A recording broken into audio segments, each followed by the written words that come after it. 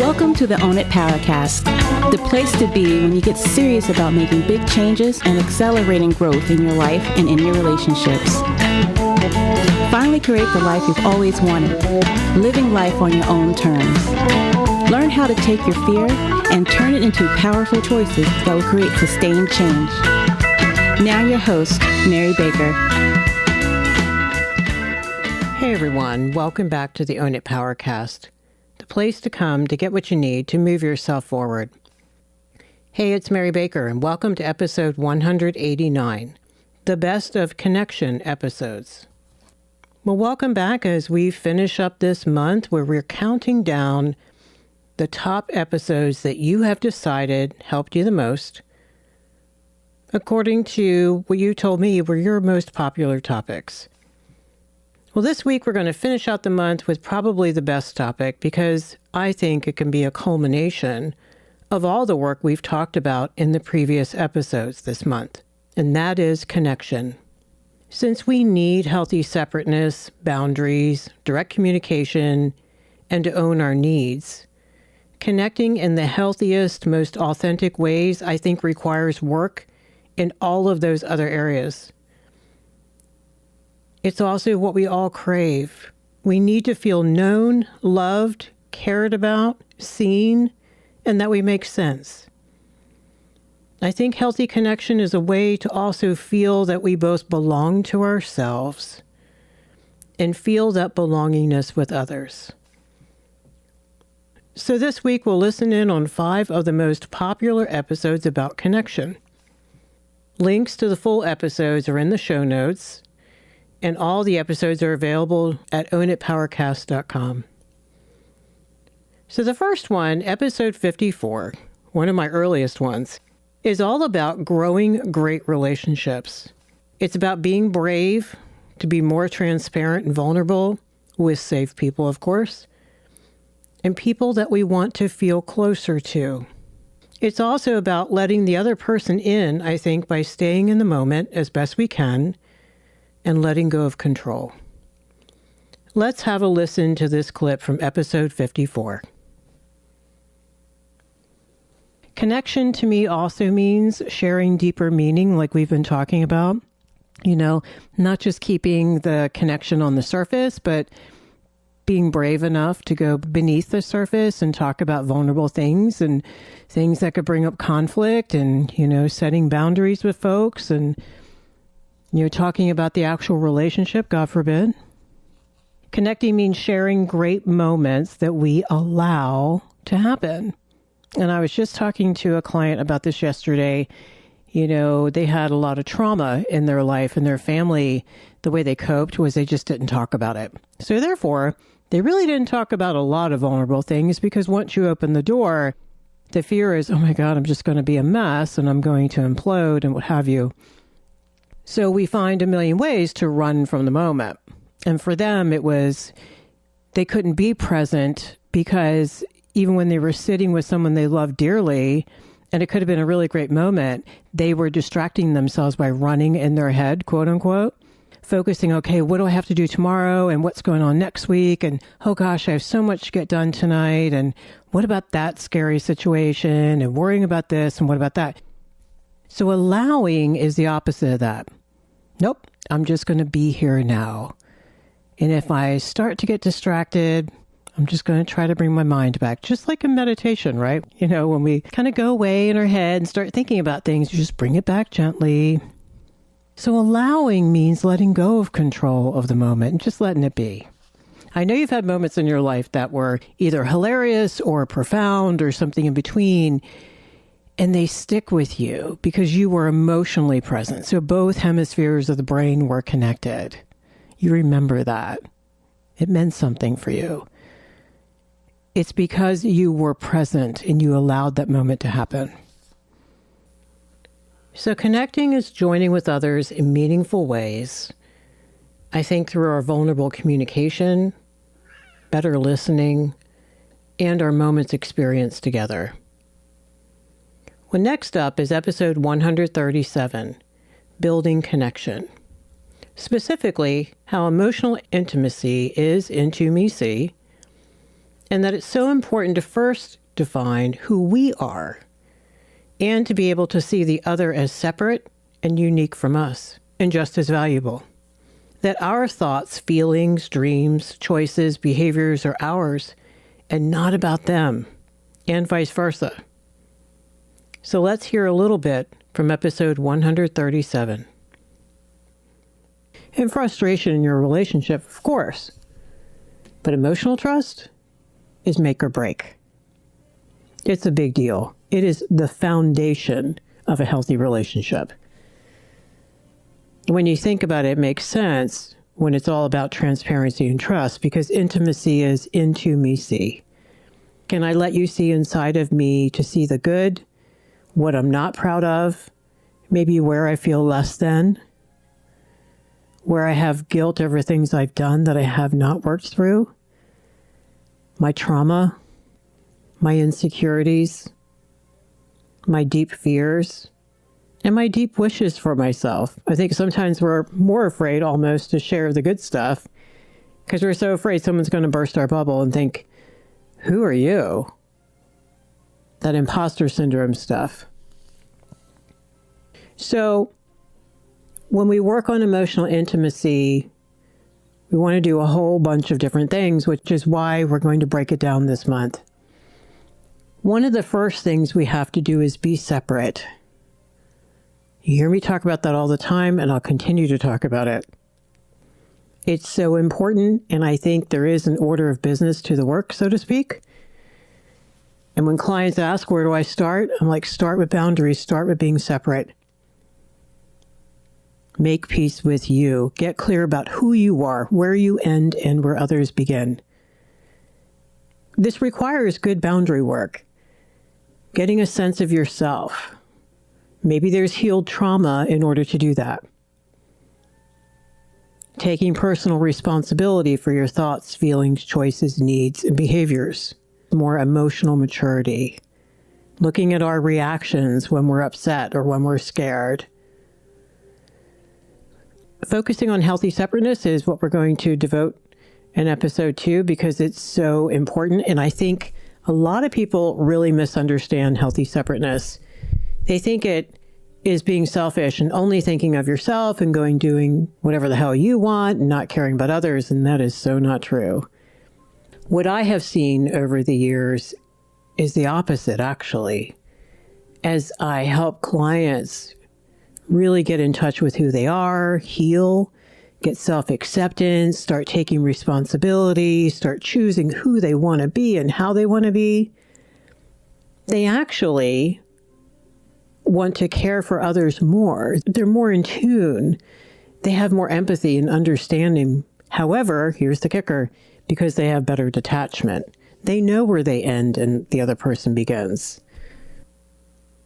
So ironically, the more in tune we are with ourselves, the more compassion and empathy we have for self, along with taking ownership of everything about us, allows us to be more connected with the other person's heart, with their struggles and their unique journey. That's why it's so important to remember that most of this work in our relationships begins within first. Our third most popular episode on connection is 143, Building Trust. You know from listening to the show that to me, trust is everything in a relationship and the foundation upon which all else is built. In order to build or heal that trust, we have to work on our fear and our shame within ourselves and what we can leak out onto others. Because fear and self-focus can keep us from connecting, from not having the courage to have the important conversations face to face. That can keep us from building trust and keep us from feeling safe in communication. So let's listen to a clip from 143. Don't go on and on about you. Stop for a moment and say, so where are you with this? Or make a vulnerable process comment. Say, I'm so sorry, I'm making this all about me today. Gosh, how did work go for you? Like sometimes we can do it very innocently. We're real excited about something, or we're really caught up and anxious about something, and we can't help but go on and on about it. Another way we go on and on is we tell the story, the blow by blow, and then she said this, and then he did that. And sometimes that is necessary to explain something. But a lot of times what we're doing is we're hiding. They would much rather hear how you felt about what she said, how what happened at work impacted you, right? They don't want to hear so much about them. They want to connect with you. Again, this is another way we can hide. When we talk at people, we keep them at arm's length. They can't get in. We don't even punctuate our sentences long enough or stop speaking long enough for them to get in. It's anxiety, it's fear, it's not feeling safe. So the reasons why we do these things oftentimes are very innocent. Sometimes they are premeditated and manipulative. We have to check our own heart to see where we are. So the big one is being emotionally honest when we need to confront someone, deal with something. Now, ultimately, for any kind of heavy stuff or conflict stuff, we know that face-to-face is the way to go if we can do that. But that's the scary part, remember? The moment is scary for a lot of people for a lot of good reasons. First, just get honest with yourself about your fears of conflict, what your experiences with conflict have been, especially with this particular person. Maybe fear of being the bad guy and that awful guilt that you don't want. Fear of rejection. Maybe your own good enough will come up. Maybe growing up, your sister always teased you or ridiculed you when you tried to speak your mind or set a boundary or talk about a topic. What I want you to do is, after you acknowledge the fear, I want you to focus on how shitty it can feel to be on the receiving end of not being addressed face to face. When someone dumped you in a text, or hid behind an email, or, God forbid, told someone else to tell you. That's the worst. They didn't face you and allow you to express your feelings, or to negotiate, or to defend yourself, or to heal it with them. So if you want to learn more about that, check out that full episode. And there are lots of other episodes that we've done on healthy communication. And even if you know this stuff, it's always great to have a refresher. So the fourth episode on connection is episode 133, The Connection We Crave. Because we all crave it. We all need it. To feel alive and to feel in tune with others, among a million other things. In this clip, we also point out how important it is to our authentic self and to have that self accepted and loved. To throw away that codependent false self mask we can wear when we people please, when we avoid speaking the truth, when we avoid conflict, or maybe revealing some things about ourselves that we're not proud of. Here's a little bit of that from 133. They've married us. They've moved in with us. They seek us out. They call us up. They text us. We feel valued. We feel seen. We feel known as a separate individual. You hear me talk about that all the time, and I'll never stop. That our thoughts and feelings and choices are different and separate from everyone else, and they are valuable in and of themselves. So we're known for real, not who we think people want us to be, but who we actually are on the inside.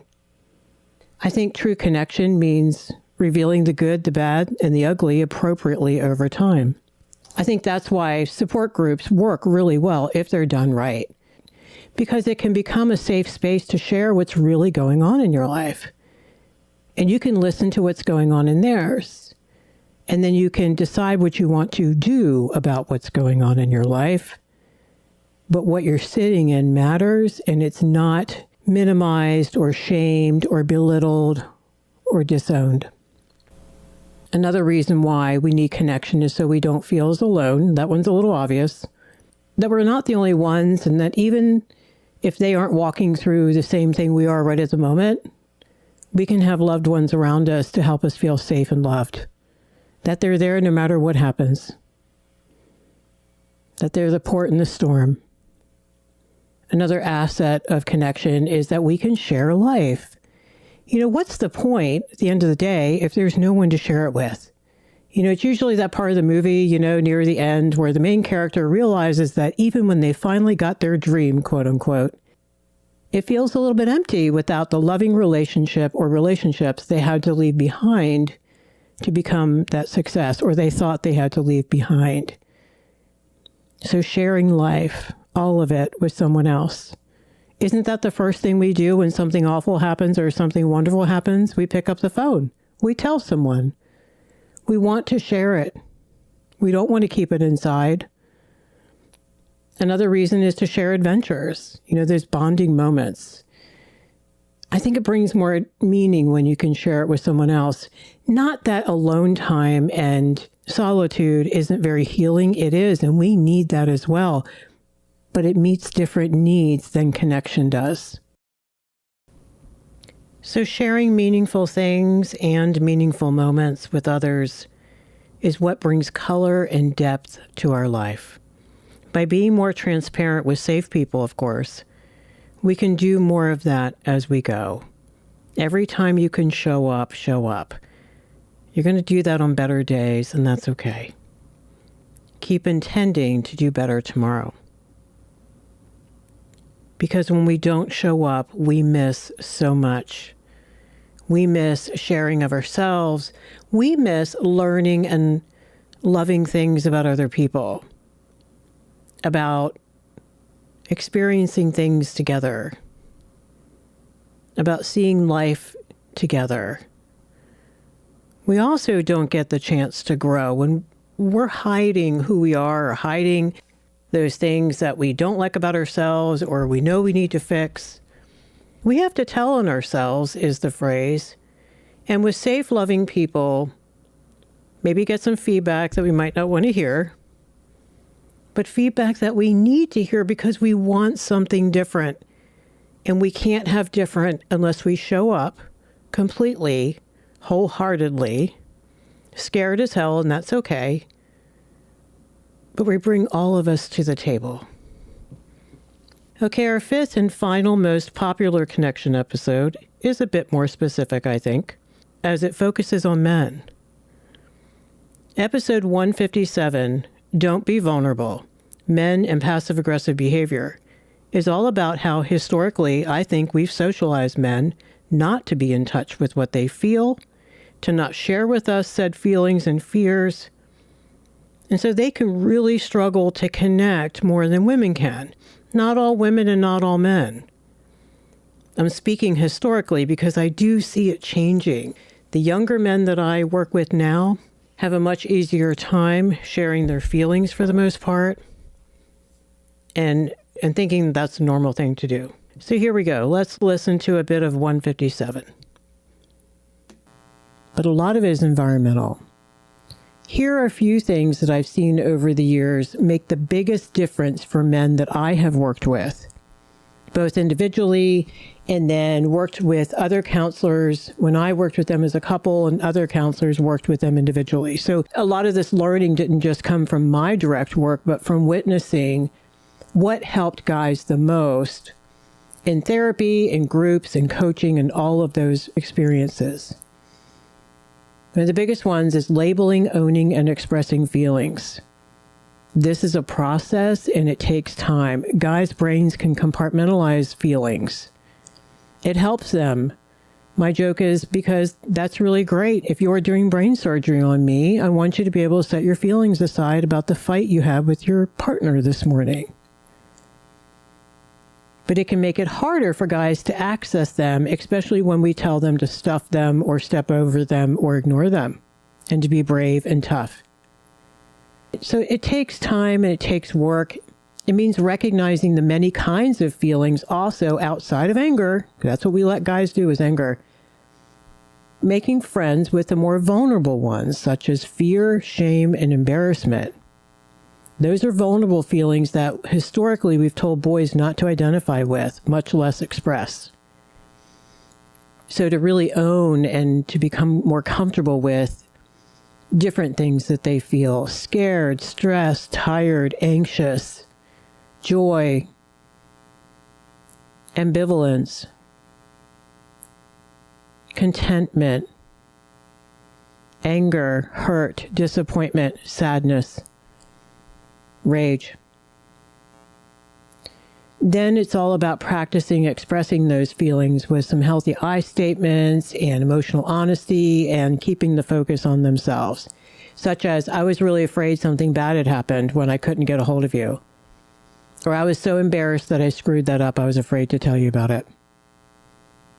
Because I was really worried you'd be disappointed in me. Or, I need you to stop teasing me with man jokes, okay? It feels really condescending. Or, I need time to sort through the confusion and figure out how I feel. So he's asking for what he needs. He's expressing the vulnerable feelings underneath, the ones that are really going on the inside. And he can do that in a healthy way. And he can receive compassion and empathy for that. He can take that in, trust his feelings, trust himself more, and feel more confident and be easier to connect with. Because the relating is the second part. Practicing perspective and empathy is harder for guys because we have beaten it out of them verbally forever. We've talked on the show before about how to practice looking at situations from all angles and not just our own. Having perspective. First person perspective, which is you. Second person perspective, the person across from you, what they might be going through and experiencing. And then a third party looking on at the two of you having this argument or whatever, and what do they see objectively? We can't be mature if we don't have perspective. So helping men use detachment and empathy, especially as they learn to have compassion and empathy for themselves, I think they then learn to give it to others and are able to have better bonding experiences. So if you know some men in your life or for yourself, check out that full episode about men and passive-aggressive behavior. It is something I run into all the time in my couples work. And I love to see the growth in men as they grab the courage to be more vulnerable, more assertive, more honest, and more transparent. So those are the 5 most downloaded connection episodes. I hope you have some time to listen to each one of those this week. And to make it simple, again, I put the links to each episode in the show notes. So today we listened to bits of the top 5 episodes about healthy connection in relationships. I think connection is so much more than just healthy communication. It's about vulnerability, being transparent, sharing joys and sorrows, as well as things we're ashamed of, things we're afraid of, or embarrassed about.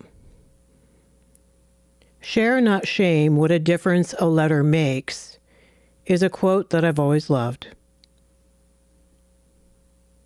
Connection is also about shared experiences that bond us to others and give life meaning. Thank you so much for being here today and hanging out with me all month. I hope you can grab some time to listen in on these episodes or re-listen as a refresher. I think we can always be better at connecting with others, and it's one of those things that, again, like I said in the beginning of the episode, often comes as a culmination of someone doing grief work, doing boundary work, working on being more assertive, becoming more confident. Having your insides match your outsides makes it a hell of a lot easier to show up and want to really be in the moment with someone. So don't be hard on yourself if this is difficult for you to do today. You'll get there. Be sure to check the show notes at ownitpowercast.com.